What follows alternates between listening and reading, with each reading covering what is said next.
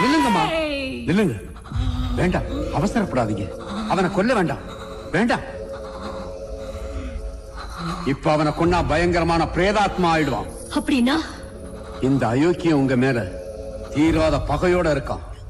நம்ம சாஸ்திரப்படி எந்த மனிதனாவது தீரா பகையோட இறந்துட்டான்னா அவனோட ஆத்மா இந்த உலகத்தை விட்டு போகாது. பகையை தீக்கிற வரைக்கும் ஓயாது.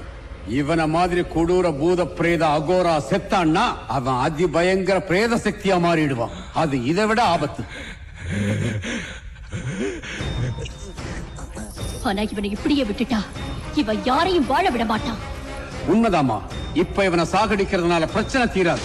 அப்படின்னா இவனை சாகடிக்காம இவன் உயிரோட இருக்கிறப்பவே இங்கேயே இந்த நிமிஷமே இவனுக்கு சமாதி கட்டுறேன். அந்த சமாதியில இருந்து இவன் பிரேதாத்மா கூட வெளியே வரக்கூடாது, வர விட மாட்டேன். அந்த சமாதிய ருத்ர சூல பிரணவ திவ்ய சக்திகளை சேர்த்து வச்சு கட்டுறேன். எந்த சூழ்நிலையிலையும் இவன் பிரேதாத்மாவை வெளியே வரவிட மாட்டேன். இது தாய் ஜெக்கம்மா மேல ஆன.